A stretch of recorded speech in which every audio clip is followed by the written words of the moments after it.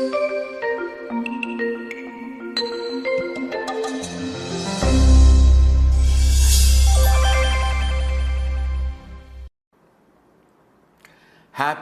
New Year!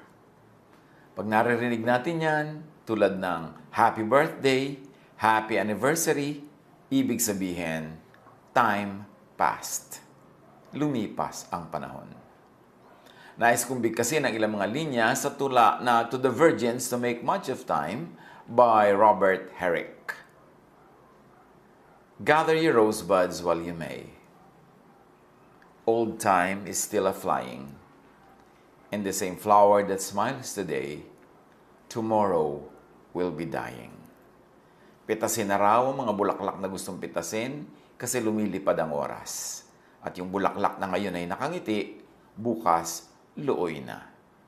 The glorious lamp of heaven, the sun, the higher his a-getting, the sooner will his rays be run, and nearer his to setting. Ang maningning daw na araw, habang tumataas sa bubong ng langit, papalapit na rin ang kanyang paglubog. Yun ang pag-andar ng panahon, laging umaandar. Time flies though it has no wings. At hindi ito napipigil, tuloy ng tuloy. Pag sinasabi nating Happy New Year, Happy Anniversary, Happy Birthday, anong ibig sabihin natin? How can one be happy? By having a happy new mind. Sapagkat ang kaligayahan, ang kasiyahan ay nasa paraan ng pag-iisip. At yan ang pamagat ng ating pag-aaral ngayon sa pagbubukas ng isa na namang bagong kabanata ng buhay ng isang bagong taon. Happy new mind. People are born. People grow old. People grow up. And then, people die. Yan ang katotohanan ng buhay na hindi naman napalitan mula noon hanggang ngayon. The older you grow, the more people you know die. The more funerals you attend. Kaya nalalaman mong medyo nagkakaedad ka na, padami ng padami sa mga dati mo ng contemporaries o kilala, ang nag-iisa-isa nang umuuwi sa Diyos. At parami ng parami ang mga pagdalo mo ng mga libing at kung ano-anong mga lamay at kung ano-anong mga memorial services. Sa buhay kasi sa una, kayo ang grade 1. Yung batch mo, paggising ng yung isip, grade 1 ka, may mga lolo at lola, tatay at nanay, may mga uncle at auntie. Pagdating ng panahon, kayo na ang uncle at auntie, batch nyo na ang tatay at nanay, then nagiging kayo ang mga lolo at lola, and sooner, kayo na ang graduating class. Na kung sino yung mga matatanda ng bata ka na nagsisimulang sumakabilang buhay, pagdating ng panahon, kayo na pala ng batch nyo ang nasa departure area, waiting for your boarding call. Job 34:15, all humanity would perish together, and mankind would return to the dust. Hindi dapat ikalungkot. Dapat nang unawain, tanggapin, at bigyan ng kahulugan. Ecclesiastes 3:20, all go to the same place. All come from dust, and to dust all return. Walang exemption. Kaya ikaw ay pharaoh ng Egypt, emperor ng Rome, o datu ka ng barangay, pare-pareho lang. Ecclesiastes 3:2, there's a time to be born, and a time to die. It's a fact of life. It is not something to be sad about or to mourn about. It is something to learn from. Knowing this, being conscious of this, should make us better, not bitter. Better at time and energy planning and management. Kung tayo ay conscious na ang buhay ay may takdang simula at wakas, yung earthly life at least, dapat maging mahusay tayo sa time management kasi limited ang time natin. Mahusay tayo sa energy planning kasi limited ang ating energy. Time and energy, youth are consumable and none renewable.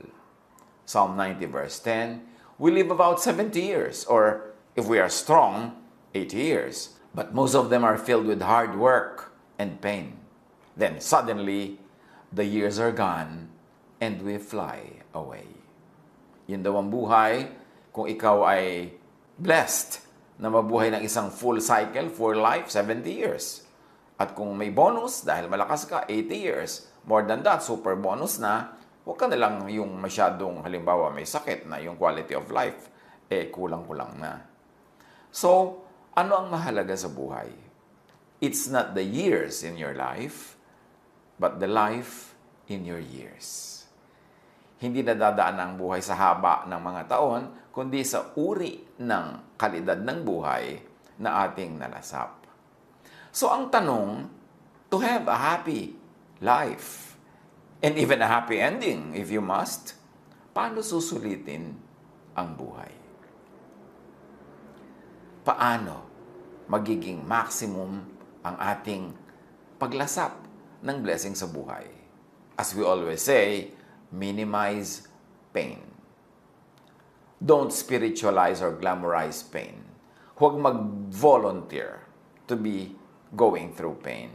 Huwag maghanap ng pain sa buhay. Huwag din itong ipataw sa iba kung hindi kailangan. Huwag laging hanapin at daanan ang pagdurusa. Minimize it. Kayo na ang bahala mag-isip kung paano nyo i-minimize ang pain. Halimbawa, may hinihigang kayo na ang mga spring ng kama nyo tusok-tusok, nakatusok sa likod yung magdamag. How do you minimize pain? Either magpalit ka ng kutsyon, o maglagay ka ng mas makapal na sapin, o kung ano man gagawa ka ng paraan, but you minimize pain. Don't suffer needlessly. Pag naiiwasan ang pain, iwasan. Pag nababawasan, bawasan. Ano man yon? Pain sa body, pain sa spirit, pain sa emotion, pain sa relationships. Maximize pleasure. Don't demonize pleasure tulad ng ginagawa ng maraming relihiyoso. God gave us all the nerve endings in the correct places so that those nerves will be tickled, titillated, and satisfied. God ang nagbigay ng ating body, God ang nag-design ng ating systems, kaya makikita natin, we were designed for pleasure because God likes us to enjoy the life that He gifts us with. And then, of course, do the most good. Yan ang gagawin natin sa buhay. Minimize pain, maximize pleasure, do the most good. Balikan natin yung minimize pain. Para sulit ang buhay. Ecclesiastes 2:22-23. What do people get from all the toil and anxious striving with which they labor under the sun? All their days, their work is grief and pain. Even at night, their minds do not rest. This too is meaningless. May mga tao, hindi lang sila aware, hindi sila conscious, but they maximize pain, not minimize. Matutulog na lang sila, makikipag-away pa kung kanino through the phone or the internet. Di may baon-baon silang pain sa paghiga. May holiday, may magandang season to be happy, doon pa makikipagkala sa boyfriend o girlfriend, doon pa makikipagkasira sa asawa, doon pa makikipag-away kung kanino, di na-maximize yung pain imbes na minimize. Meron na ngang sakit, may kalungkutan na nga, makikipag-away pa, mga away pa, na ma-maximize yung pain kasi dumadami ang mga nahihirapan at nasasaktan. Minimize pain in your life. Kayo na ang mag-isip kung paano. Huwag ninyong laging hanapin, laging i-idolize, i-idealize ang pagdurusa. And then, of course, as we said, maximize pleasure. Proverbs 10:22, the blessing of the Lord brings wealth without painful toil for it. So, kita nyo, ang gusto ng Lord talaga, mabless tayo with wealth without much pain. If possible, in a painless way. Yun ang kalooban niya para sa atin. So, maximize your pleasure. Pag may ibinibigay sa yung pleasure ang Diyos, huwag kang mag-guilty. Enjoyin mo. Learn how to share, but then enjoy your part of it. Psalm 16:11, you make known to me the path of life. You will fill me with joy in your presence. Ganun ang Diyos, mabait. With eternal pleasures at your right hand, dagdag pa ng Psalm. Ecclesiastes 2:10, I denied myself nothing my eyes desired, sabi ni Solomon. I refused my heart no pleasure. My heart took delight in all my labor, and this was the reward for all my toil. So basta pinaghirapan mo, deserve mo, hindi mo ninakaw, hindi mo inagaw, enjoy whatever life gives you. Yet many religious people demonize Solomon and even his wisdom. Kasi ang gusto nila, suffering and pain, ginaglamorize nila, may premyo ka sa langit pag nagdusa ka, sa langit ka na mag-enjoy, huwag dito sa lupa. Kung ayaw ng Diyos na mag-enjoy ka sa lupa, bakit ka niya binigyan ng mga nerves and nerve endings for pleasure? Intent ng Diyos na magkaroon ka ng pleasure. Obvious na obvious yan sa design of the human body. And don't forget ang sinabi natin, how do you maximize life? Do the most good. All the good that you do is a thank you note to God. And also, it is another investment for other things that are coming our way because we plant good, therefore, we will harvest good. Psalm 34:14, turn from evil and do good. Seek peace and pursue it. And Galatians 6:9, let us not become weary in doing good, for at the proper time, we will reap a harvest if we do not give up. Gumawa ng mabuti para umani ng mabuti. At huwag mag-guilty na pag gumagawa ka ng mabuti, meron ka ring iniisip na aani ka. Kaya ka nga nagtatanim para umani. Hindi ka dapat mag-guilty for that. Natural lang yun. So, huwag magsawa sa paggawa ng mabuti dahil ang lahat ng ginagawa nating mabuti, babalik din sa atin. At kung hindi man bumalik, nakagawa tayo ng mabuti dahil na-advance na yung buti na ibinigay ng Diyos. Doon tayo kumuha ng lakas para gumawa ng mabuti. So, pasulitin ang buhay. Fill life with happy periods. Childhood, youth, early adulthood, senior years, retirement, and all that. Fill life with happy years, months, weeks, days, hours, minutes, moments. Hanggang kaya magsaya. Umimbento ng saya, gumawa ng saya, gumawa ng ginhawa, gumawa ng kung anong masarap, lasapin ng masarap. Yun ang magandang kalooban ng Diyos para sa atin. Hindi niya tayo nilikha para pagdusahin, para pagtiisin at para pahirapan. Hindi sa dista ng Diyos. So huwag nating isipin na yung itinuturo ng maraming religious thought na magdusa ka, magtiis ka, yun ang kagustuhan ng Diyos. Madalas yun lang ang gusto ng religion kasi gusto niya yung mga non-complaining, non-stop workers for religion, kaya ginaglamorize ang pagdurusa. Pero ang Diyos, gusto niya tayo nagpapahinga, tayo ay nag-enjoy. And help others do the same with their lives. Enjoyin mo ang buhay na ipinapahiram sa iyo ng Diyos. At hayaan mo, payagan mo, tulungan mo pa nga ang iba na ma-enjoy din nila yung buhay nila na ipinapahiram sa kanila ng Diyos. Let spirituality and religiosity add to your enjoyment of life, not subtract from it. Huwag nating hayaan na ang ating pagiging relihiyoso ang magtanggal ng ligaya, ng sarap ng buhay. Dapat nga yung ating religious belief, yung ating spirituality, ang lalong maghanda sa ating puso at isip para tumanggap ng mga pagpapala ng Diyos, para ito'y makita, ma-appreciate at ma-share pa sa iba. John 10:10, anong sabi ni Jesus? The thief comes only to steal and kill and destroy. I have come that they may have life and have it to the full. Nakita niyo ang intention ni Jesus para sa atin? Sabi niya, ang magnanakaw, at hindi ako yun ha, sino ba yung magnanakaw mamaya? Tangkain natin kilalanin. Ang magnanakaw, walang ginawa yan, kundi magnakaw, pumatay at manira. Sabi niya, kaya ako dumating para magbigay ng buhay. Buhay na punong-puno, makulay, masaya, puno ng musika, puno ng pag-ibig. Yung John 10:10 na yan, sino yung the thief? Let's read it. At least for our purposes now. The thief is Pharisaic religiosity. Misguided spirituality kasi yan ang nagnanakaw sa tao ng pleasure, ng ligaya at nag-glamorize ng pain and suffering.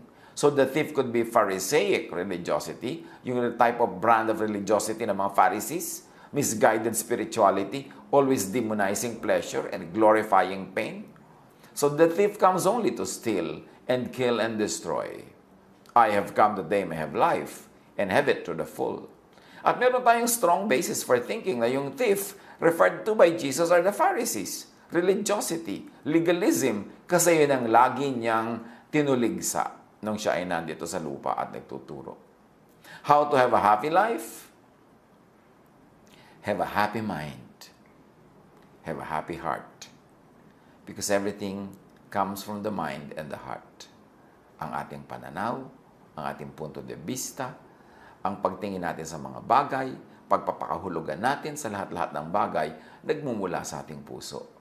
Make your heart and mind the kingdom of God, the kingdom of heaven.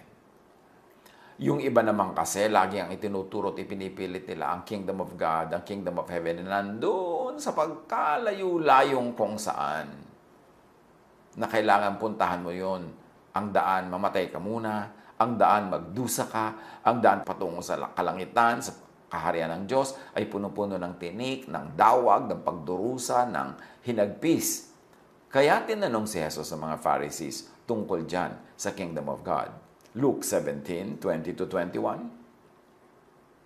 Once, being asked by the Pharisees when the kingdom of God would come, ibig sabihin, kailan darating ang kaharian ng Diyos? So sa kanila, ang kaharian ng Diyos ay isang bagay na darating at a specific time, isang uri ito ng system o lugar na kailangan na ipuntahan o kailangan na ipababa ng Diyos para mapuntahan ng mga tao. So sabi nila, once, on being asked by the Pharisees when the kingdom of God would come, Jesus replied, "The coming of the kingdom of God is not something that can be observed, nor will people say, 'Here it is,' or 'There it is,' because the kingdom of God is in your midst, is within you, is in you." Sabi ng mga religious leaders kay Jesus, kailan ba darating ang kaharian ng Diyos? Sabi ni Jesus, aba, kayo naman. Hindi naman o-observe ang pagdating ng kaharian ng Diyos kasi hindi naman ito something. Hindi ito isang object. Hindi ito isang lugar. Hindi ito isang structure. So, hindi mo ma-observe kung dumadating yan o hindi kasi invisible yan to the eyes, to the naked eyes. Sabi niya, hindi mo pwedeng sabihin, nandoon ang kaharian ng Diyos o nandito ang kaharian ng Diyos. Sa amin kayo pumunta dahil kami ang kaharian ng Diyos. Sabi niya, ang kaharian ng Diyos ay nasa inyo. Nasa kalooban nyo, nasa puso ninyo. So kung tutusin sa ating simple illustration, the kingdom of God is in you, it is in your brain, it is in your mind, it is in your heart, it is in your feelings, it is in your thoughts. Pag ang Diyos na ipinakilala ni Jesus, hindi yung mga ipinapakilala ng Pharisees, kaya nga ipinadala si Jesus para ituwid yung maling pagpapakilala ng mga Pharisees tungkol sa Diyos. Pag ang Diyos, ang kalooban ng Diyos, ang kapangyarihan ng Diyos, ang pag-ibig ng Diyos, nadala ni Jesus, ay naghari sa ating isip, pag-iisip, paraan ng pag-iisip. At naghari sa ating puso to the point that we are affected emotionally, that our feelings and emotions are godly. Yun ang pagdating ng kaharian ng Diyos. Na ang kaharian ay hindi isang lugar, hindi isang structure, hindi isang religion, kundi a state of mind, a state of heart, where the will of God happens, blossoms, and bear fruits. So know, develop, enrich the kingdom of heaven in you. The kingdom of heaven in your heart and mind. The kingdom of God in your thought and feelings. So kung ang Diyos ang nag-aahari sa iyong isip at damdamin, you have the kingdom of God na tinutukoy ni Jesus. At sa sinabi niyang, gather for yourselves treasures in heaven, anong kahulugan nun?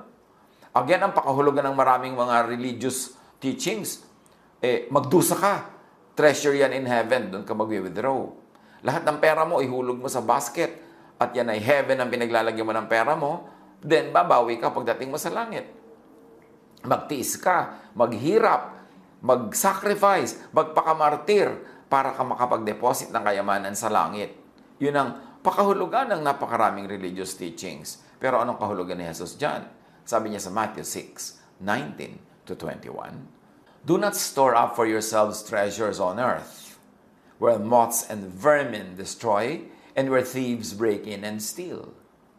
But store up for yourselves treasures in heaven, where moths and vermin do not destroy, and where thieves do not break in and steal. For where your treasure is, there your heart will be also. Ang pakahulugan ng traditional religion, dun sa treasures on earth, huwag ka daw magpayaman dito sa lupa, ibig sabihin, huwag ka mag-enjoy ng mga material things, huwag ka mag-enjoy ng mga material conveniences and comforts and pleasures, kundi ang lahat ng resources mo, lahat ng lakas mo, i-invest mo into heaven, meaning into religion.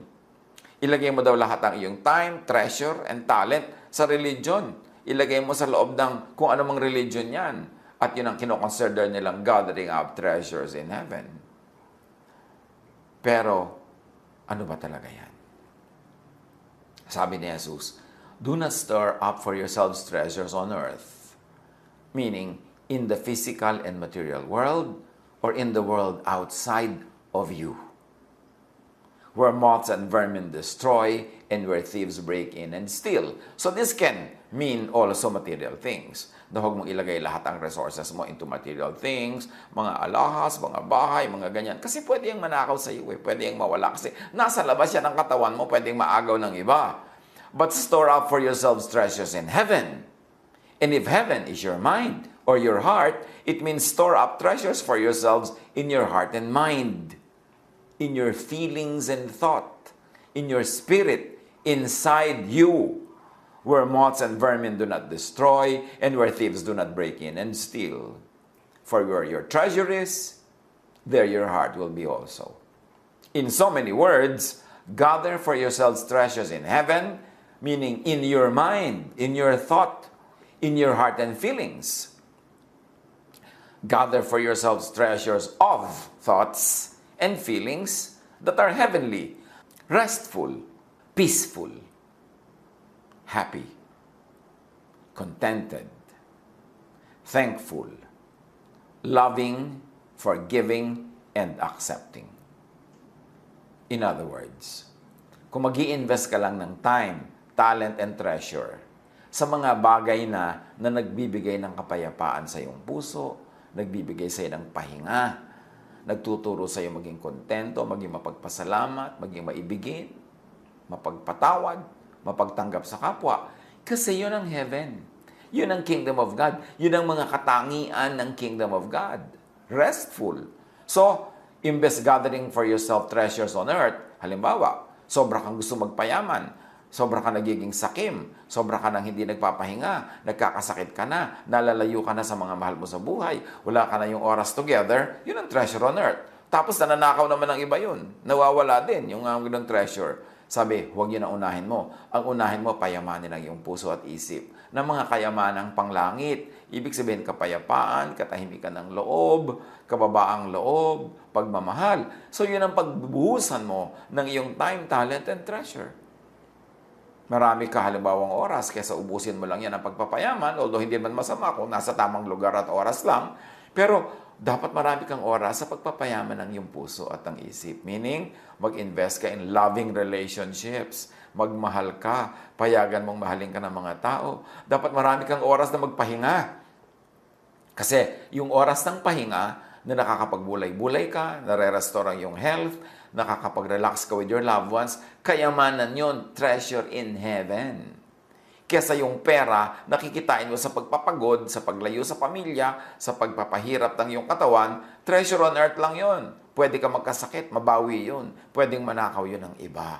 Pwedeng nag-invest ka ng nag-invest, tapos nalugi, nawala rin. So ang sinasabi ni Jesus, ang payamanin ninyo ay ang kaharian ng Diyos. At ang kaharian ng Diyos ay ang inyong puso, ang inyong isip. Ang pagpapayaman dyan ay ang pagpuno sa inyong buhay ng mga bagay na nakakapagpasaya, nakakapagpatahimik, nakakapagpakalma, nakakabigay ng kapahingahan, at maraming pag-ibig. Gather for yourselves treasures in your heart, in your mind. Not treasures outside of your body. You may wear it on your body, but still outside your body, it can still be stolen. In other words, be rich in thoughts and feelings that are restful, not stressful. So kung yayaman ka nga, magkakapera ka nga, pero stressful, huwag na. Piliin mo na lang yung restful. Kasi mayaman at mahirap, namamatay din. Hindi naman laging mas mahaba ang buhay ng mayaman. Pero kung namatay ka na agad, tapos yung buhay mo puro stress, kulang sa rest, di ba lugi ka? Matthew 11:28 to 30, signature mission ni Jesus and ministry. Come to me, all of you who are weary and burdened, and I will give you rest. Take my yoke upon you and learn from me. For I am gentle and humble in heart, and you will find rest for your souls. For my yoke is easy, and my burden is light. This is Jesusness. This is salvation. Salvation from the world. Salvation from stress, from anger. Salvation from strife. Salvation from war and warfare with many people, from competition, salvation from a very, very hard and stressful life. See how Jesus emphasizes rest? At magiging restful ka lang kung hindi ka greedy. Kung hindi ka magpapadaya sa mundo na gusto mong puro kayamanan na pang material lamang, to the point na nagdurusa ka na ang iyong katawan, ang iyong kalusugan, ang iyong emosyon. Is it worth it?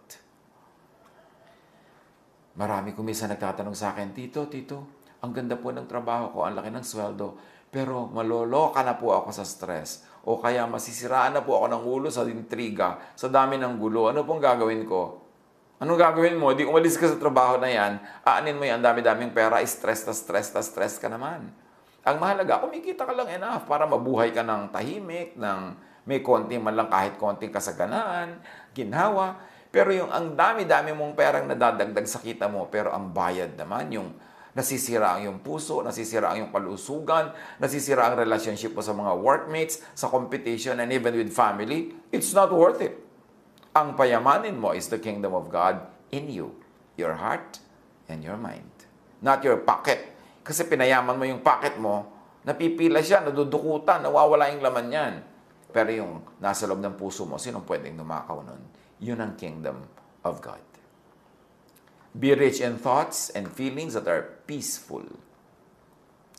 John 16:33, I have told you these things, so that in me you may have peace.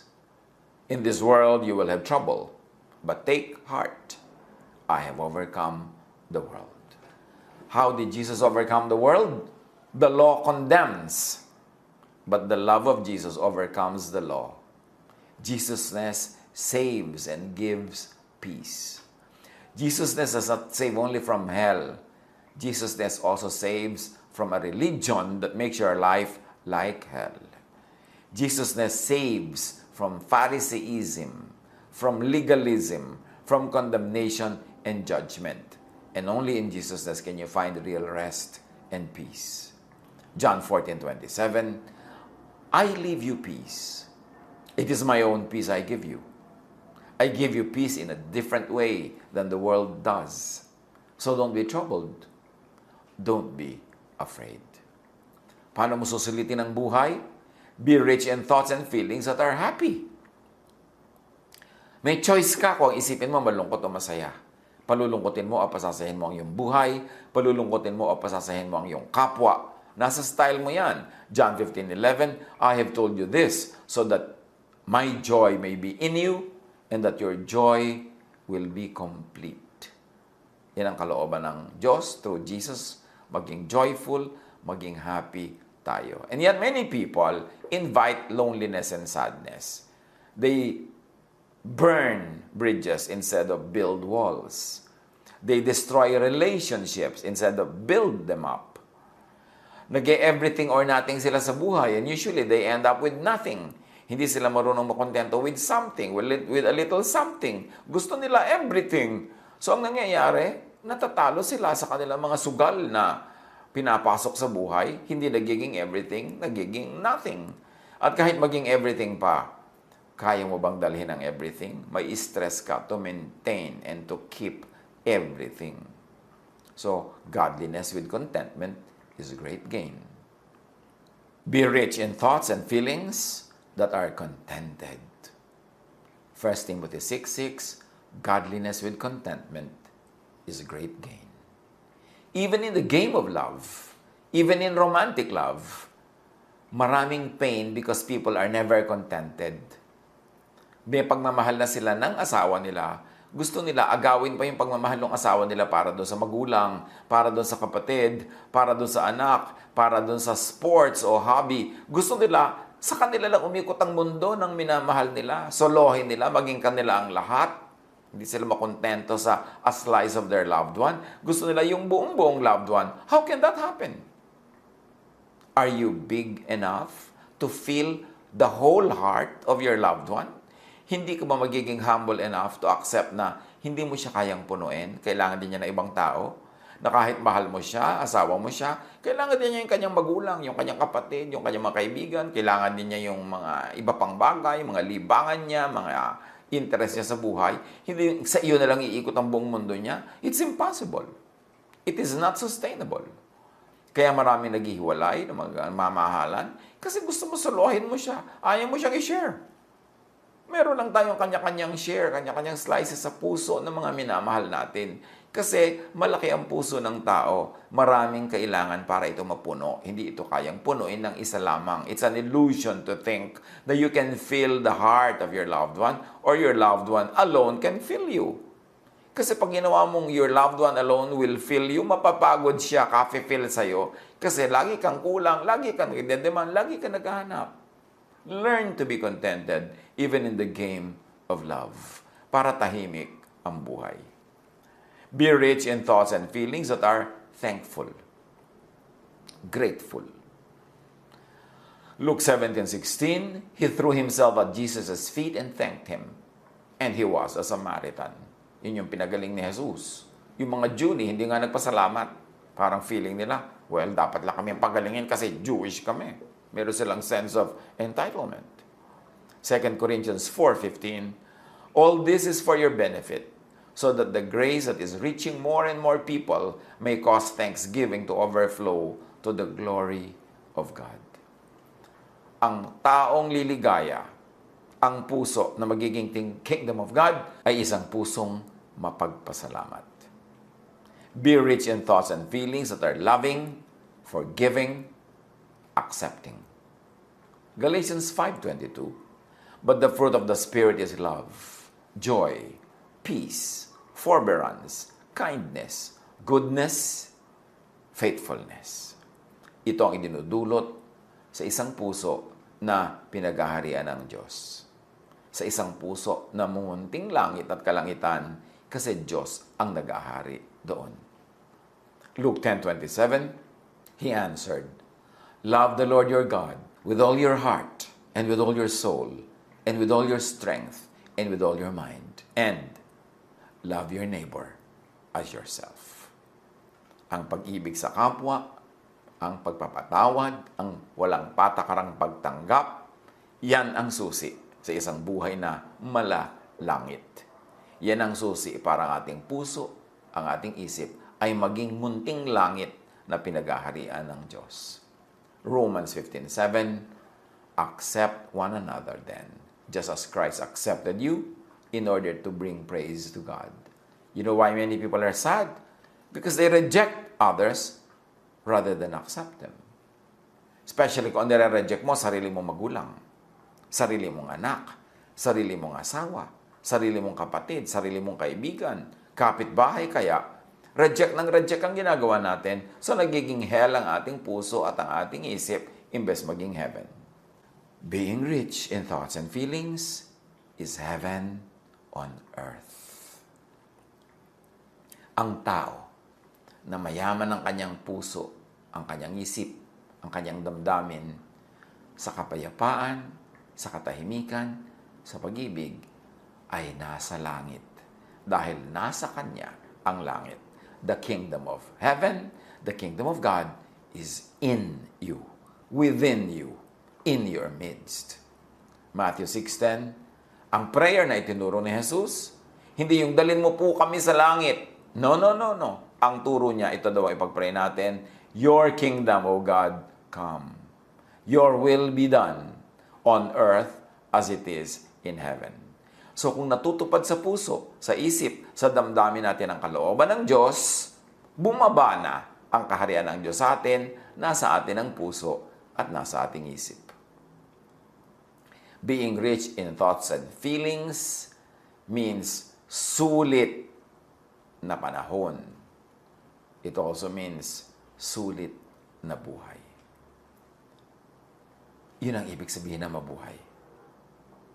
Kaya sikapin natin na taon-taon, buwan-buwan, linggo-linggo, araw-araw, oras-oras, minuto, meron tayo sa ating puso ng rest, ng peace, ng love, ng relaxation, ng happiness, ng enjoyment, dahil yon ang nagbibigay ng malalangit na buhay sa atin. Umiksi man o humaba ang ating numerical life, ang number of years, it is the quality of our minutes, of our seconds, of our moments that really matter. Ecclesiastes 11:9, you who are young, be happy while you are young, and let your heart give you joy in the days of your youth. Follow the ways of your heart, and whatever your eyes see. So, habang bata ka daw, samantalahin mo yan. Magpakaligaya ka, magpakasaya ka. But know that for all these things, God will bring you into judgment. Ibig sabihin, huwag kang mag-abuso. Huwag mong sirain ang sarili mo, ang buhay ng iba. Basta't mag-enjoy ka lang sa tamang paraan, sa magandang paraan, do it all. It is God's will for you. Huwag ka lang lalampas, huwag kang aabuso, kasi merong consequences pagka ikaw ay lumampas. Ecclesiastes 2:10, sabi ni Solomon, I denied myself nothing my eyes desired. I refused my heart no pleasure. My heart took delight in all my labor, and this was the reward for all my toil. Work, enjoy the fruits of your work, share the fruits of your work. Minimize pain, maximize pleasure, do the most good. How to have a happy new year? How to have new and happy anniversary? How to have a happy new life? Have a happy new mind. Nasa pag-iisip natin ang lahat ng yan. Sabi sa Romans, be changed by the renewing of your mind. Kung laging malungkot ang ating buhay, reviewin nyo, baka malungkot kayo mag-isip. At kung iniisip mo, you attract it into your life. Kung lagi nilang negative, baka negative ka kasi mag-isip. Sa isip nagmumula ang lahat, at ang isip natin ang magnet na uma-attract kung ano man ang ating iniisip. So watch what you think of, what you think about. And fill life with happy periods, years, months, weeks, days and hours, minutes, moments. Fill life with happy thoughts, with happy feelings. That is heaven on earth. Ecclesiastes 12:7, your body came from the earth, and when you die, it will return to the earth. But your spirit came from God, and when you die, it will return to Him. So huwag ikatakot ang kamatayan, pagbalik lang yan sa Diyos. Live and pass on without regrets. Minimize pain, maximize pleasure, and in maximizing pleasure, take risks. Don't play it too safe. Hindi naman nakakamatay na sumubok. Kung may konting risk, take the risk. Kasi ang laki ng pwede mong mapanalunan na premyo kesa sa you play it too safe, hindi ka lumabas sa kuweba, buong buhay mo nasa loob ka ng kuweba. Hindi ka nag-enjoy. Kung nadapa, bumangon, nasaktan, pagalingin ang sugat. Ganun talaga. But you have to take risks. Kaya ulitin natin yung mga lines ng To the Virgins to Make Much of Time by Robert Herrick. Gather your rosebuds while you may. Old time is still a-flying, and this same flower that smiles today, tomorrow will be dying. Pitasin mo na ang mga bulaklak na mapipitas mo sapagkat dumaraan ang oras. Itong bulaklak na nakingiti ngayon, tomorrow maluluoy na yan. Kaya pitasin mo na ngayon, amuyin mo na ngayon, simsimin mo na ang bango ngayon pa lang. The glorious lamp of heaven, the sun, the higher he's a-getting, the sooner will his rays be run, and nearer his to setting. Ang araw, habang papaakyat doon sa bubong ng langit, papalapit na rin sa paglubog. So, samantalahin mo ang panahon kasi lumalakad yung araw, hindi yung titigil. Lulubog yun sa oras ng paglubog. Dapat may nangyari na sa iyong maghapon. The age is best, which is the first, when youth and blood are warmer, being spent the worst, time still succeed the former. Pinakamabuti daw habang bata ka, gawin mo ang lahat ng kaya mong gawin bilang bata kasi mainit pa ang iyong dugo, malakas pa ang iyong katawan, may gana ka pa. Dahil pag hindi mo yan sinamantala, lilipas din ang iyong kabataan, magiging matanda ka rin, at magtatagumpay ang oras, magwawakas ang iyong buhay, baka naman sa mga paglubog ng araw sa iyong buhay, ay punong-puno ka ng pagsisisi at mga regret sa mga bagay na hindi mo nagawa. Mas madalas, pinagsisisihan yung hindi nagawa kesa sa nagawa. So, do it. Basta alam mo na hindi yan masama. Kahit pa nga kumisan, may mga unknown pala na nagkaroon ka ng mga damages, nagkaroon ka ng mga wounds. Ganun talaga buhay. Huwag mo lang sadyain na gumawa ng mali. Pero habang maganda ang iyong alam, malinis ang iyong intensyon, do it. Because time is passing you by. Hindi na babalik ang nawalang panahon. Then be not coy, but use your time. And while you may, go merry. For having lost but once your prime, you may forever tarry. So huwag ka daw maging mahiyain. Samantalahin mo ang oras at hanggang kaya mo daw mag-asawa ka. Remember, itong tula na ito ay period poem. Matagal na to. Na nung araw, ang tunay na kaligayahan lang ng tao ay mag-asawa. So ang sinabi, mag-asawa ka. Pero ngayon sa panahon natin, hindi lang dyan nakatali ang buhay sa pag-aasawa. Maraming ibang uri ng kaligayahan. Ang point lang, habang kaya mo, habang bata ka, may lakas ka, may gana ka at sigla, gawin mo na. Dahil pag nawala na daw ang iyong lakas, nawala na ang iyong kabataan, nawala na ang iyong gana, baka magsisi ka hanggang sa wakas. Do the most good. Then leave your earthly body and meet your Maker. Huwag malungkot na namamatay ang mga tao sa ating paligid.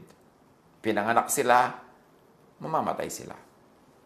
Pinanganak tayo, sa kabilang buhay tayo. It's part of life. Ang mahalaga, habang nandito ka sa mundo, pinahiram ka ng oras, pinahiram ka ng time, talent, treasure, pinahiram ka ng kabataan, ng kagandahan, ng kalusugan, pinahiram ka ng gana, pinahiram ka ng energy, gawin mo ang lahat ng pwede magawa. At kung ito'y binabawi na, at pupunta ka na doon sa Diyos, then meet your Maker and move on to the next phase of your never-ending, eternal life. Enjoy your life. Help others enjoy their lives, and then meet your Maker. That's how you make the most out of life. That's how you have a happy new year, a happy new decade, a happy new forever. Pag-isip-isipan, pagbulay-bulayan kung paano ito i-apply sa buhay. Masarap pakinggan, pero dapat pag-isipan paano i-apply. God bless us all. Happy, happy New Year.